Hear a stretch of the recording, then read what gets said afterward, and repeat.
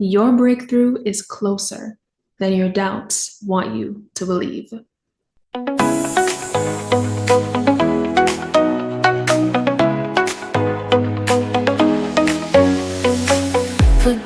the former things, looking straight ahead, holding on to hope, choosing life instead. The power that you hold is in what you believe. So believe for better things, you deserve to be free.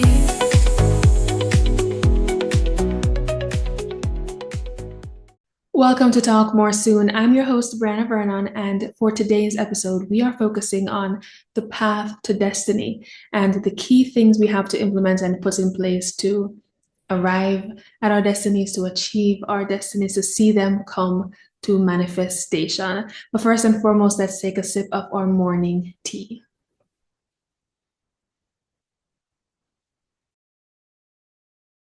And for those who don't know, the reason we do that is to kind of relax our minds. Whatever is stressing you out, whatever situation is plaguing your mind, taking a sip of your morning tea or hot beverage, whatever it is, the whole point is to relax your mind and get you in the mood to just listen, be calm, and receive.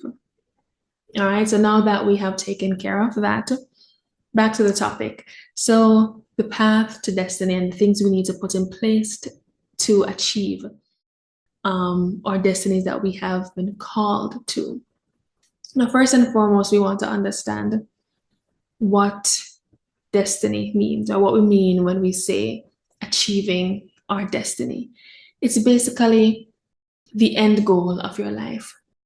On this earth, what is your life meant to accomplish? Is it meant to impact millions of people through you being an author? Is it meant to bring healing to many people through you being a doctor or a psychiatrist or whatever it is you are called to do? So, whatever your purpose is, maybe to be a teacher, a guidance counselor, maybe. Your destiny is basically the realization of that, the impact of that on the world, whether it's in your community, your country, or the world at large. When we speak about destiny, that thing that you are really called to do above everything else, above all your hobbies and everything, that thing that really gives the most meaning to your life. Okay? And to give an example for me, I can truly say that media is definitely part of my destiny and the grand purpose of my life.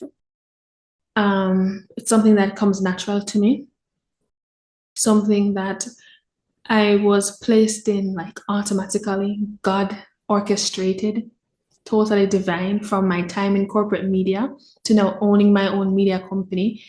It's just innate, it's in my blood. So, right, so that's it for me. And of course, media comes in many shapes and forms, right? And so with that understanding made clear, now we want to get to the steps and the ways we can, put destiny at the forefront of our minds as we're trying to accomplish it. Because you see, a lot of people, they want to achieve, the goal of their destiny, but they just want to do it as they are now without putting any work in. And that's just not gonna work.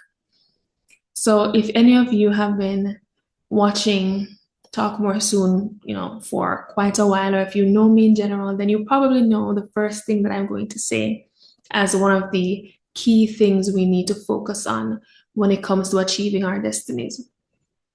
And it is knowing our identity. So it's identity first, right? Because without knowing who you are literally blind trying to lead the blind. You are like a cloud drifting in the sky, you know? walking through life without any aim or purpose. So you need to know your identity. All of us have unique identities. And so once you come into the realization of that, you will also find as part of your identity things that are tailored to you, your likes, your dislikes, um, things that bring life to you, right? As opposed to things that seem to suck your energy. So once you get to know yourself, you come into the understanding of your identity. And with that understanding, you have to be so ferocious in believing in the worth of your identity, knowing that you matter and that you add value to this world by simply being yourself and being alive. And so once you ferociously understand that, understand the truth of that, that you have such great value and worth, and you understand who you are at your core, now you need to get to a point where you are developing some wholesome characteristics. Because I truly believe that at the height of all of us, meaning when we think of who we are, when we have overcome all obstacles, our highest self is really what I'm saying. When we think of our highest self, it is typically the type of person who will have some of those wholesome characteristics that we all strive to achieve in our daily lives if we truly want to be good people and create a healthy environment for ourselves to grow. Okay. And so you have to now make steps after understanding your identity to kind of foster an environment where those wholesome characteristics can grow, like integrity and honesty and discipline, because it is through some of these characteristics that who we are will shine the most. And so if you're not a person of integrity or honesty, if you're not disciplined in life, if you lose motivation quickly, that the simplest thing knocks you off your track, then you know you're not yet ready to really come into the realization of your destiny. And so you're now on this journey and on this path that all of us are on. Most of us at this time, we have not fully arrived at our destiny. Some of us are living in it. But just because you haven't arrived at it doesn't mean that you aren't on the journey towards it. Because life is a path, it's a journey, right? But the difference between you moving forward on that journey and staying stuck or going backwards is your dedication to self-actualization and becoming your highest self daily. So now you understand your identity, who you are, a valuable woman or a valuable man who you're outspoken, possibly. You love to make others laugh. You love to bring light into any room, or you love to be a peacemaker, whatever is unique to you. And now you understand that, and now you are working on your character. So, because there's a difference between being aware of your identity and living in the reality and the truth of who you are to the highest degree or to the best of your ability as you go through life. So now you are taking the daily steps to grow those characteristics, and that can look like in your daily life as waking up early for work. It can look like apologizing when you are wrong. It can look like doing the right thing even when it's hard. You are growing those character muscles.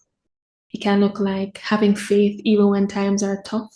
You're building perseverance and resilience there, and that's happening even before you are stepping into what you believe you may be truly called to do. Say you believe you're called to own your own school for maybe the less fortunate. But right now, you are possibly studying to become a teacher. You're not yet at that place you desire to be, but you're on the journey, you're on the path.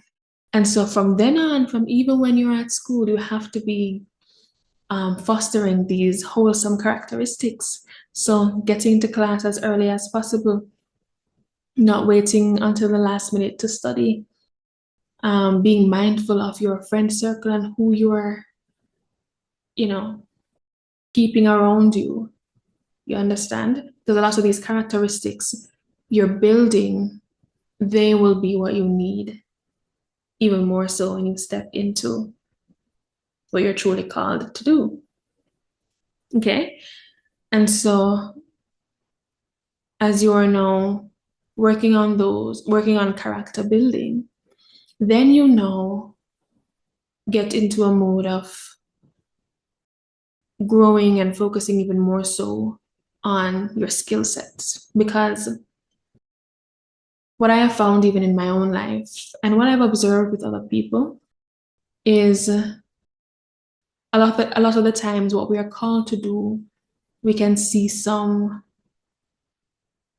remnants of that in the things we like to do or the things we're passionate about. So I'm using myself as an example again because I myself am the easiest person to use as an example. For me, as I am living out my calling in the media space, some of the things that I have always liked to do or have been very good at, which is another thing you have to look at, things you are naturally good at, not just things you like, but also things you are naturally good at. For me, writing, speaking, sharing my thoughts. I've always been good at editing. Mm, what else? Even compositions in school. I've always been good at English language, for example, English literature. I've always been good at designing, editing things. So I've always had that knack for media, even growing up. I remember being in school and doing school projects and just always loving the design process.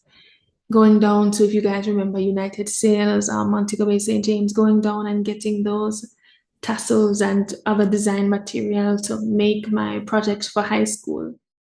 So I've always loved that stuff, always loved taking pictures, the camera, all them something there. So I understand how media has followed me through life. And at the time, of course, growing up, I'm not even realizing that, hey, media might really be where I'll end up. But I've looked back through my life and I see how I've naturally been good at media and how I've actually always liked media. And so that also comes from understanding your identity too, which I mentioned earlier, because a part of understanding your identity is coming to terms with the things you like as well naturally and the things you're naturally good at. And so because you would have already understood that, after your character building or whilst character building, you're also focusing on developing those skills you have and learning new skills that can add on to those skills to make them even more impactful. So say you are a good public speaker, maybe you even want to be a lawyer, and public speaking and being a lawyer kind of mesh in some ways as you have to speak in front of people, in front of the court. So whilst you are at maybe level A, not yet at the level you want to get to in your calling or your destiny, hone these skills. You want to be a photographer. You might not have a professional camera as yet, but you have a phone that has a good enough camera quality. Take some pictures and learn about different camera angles and learn about ISO and learn about aperture, right? Learn about the different aspects of the camera and all these things. Read up on it. Don't just wait until you get enough money to buy the camera, right? Because then when that time comes now and someone sees you with a camera and they're like, oh, hey, you take pictures? Can you take my photo? You take my photos? Maybe you could jump and say, yes, I can. If you had been learning about some of these things from before, so that when you actually got the camera, you're ready to go, rather than waiting to have something in your hand before you become a student of that skill, or before you begin to master or develop that skill. Okay, so we spoke about identity. We've spoken about character building. We've spoken about developing your skills. And now, when you put all those together, you've now arrived at a good enough place where you can step out or trust yourself enough to step out into what you truly believe your calling is. And what you have learned through developing your character, you're going to see that you need that for your own business or for your own project now that you are taking on. You're going to realize how understanding your value and your identity, now that you are spearheading your own thing, you're going to understand how knowing who you are is important in that space as well. Say you're now running your own business and you are being contacted by these other people, these other business owners who want to work with you. Say, for instance, in their eyes, they may not see what you do as, they may know your value, because this is what happens a lot of the times. They know your value, but because you're just starting out, they try to downplay it or try to undermine your pricing or something like that. But because you had spent the time to know your identity and your value, to hone your skills, you can know whether that opportunity is worth taking or not, and you can boldly decline because you know what you bring to the table and you are not sheepish about the quality that you bring, whether or not you just started. If someone's going to purposely try to undermine you, then you know that's not the type of relationship you necessarily want to build. If it's your decision to maybe take less money to build your portfolio, then fine. But you now have the say so in whether you decide to do that because you have worked yourself to a level mentally as well as spiritually, as well as with your skills to not have to settle, right? And so you'll also see as well how honing your skills benefits you because say it's not your own business that you have even started, but say you've now applied for a job as a manager applied for a position as a manager at a company, but for years past you had been honing your skills in a lower position, and instead of complaining about not being where you want to be, you are focusing on developing those characteristics so that when you get to a higher level, you can fully bring value to that role. And now the role has presented itself and you are well able to step into it. You don't have to turn it down, or when you get it, you don't look confused or too flustered because you have put some level of training into your prior years or months. And it's not to say that stepping into this role, you might not, sometimes feel uncomfortable. But the point is, you've given yourself a fighting chance by taking those or making that preparation beforehand. And so these are really the key things we have to take into consideration as we're preparing to step into our callings. Knowing our identities, developing our characteristics, and honing or skills so that when that fateful time comes, we are able to step forward boldly. And in walking out your purpose and your destiny, you will need to be bold because there'll be things that will come that will try to deter you, try to make you doubt. But that's where preparation really helps, because preparation, it gives you a sense of confidence. And why not? If you can give yourself that extra confidence, why not? So those are my tips for you that I've also implemented in my own life. And I know that they will yield good rewards for you as well once you stick to it and once you truly know who you are and what you are actually called to, because some of us, we think we're called to something that we're not. So you have to sit with yourself and sit with God and come to that understanding. Okay, so that's it. Thank you so much for listening. Thank you so much for watching, and we'll talk more soon.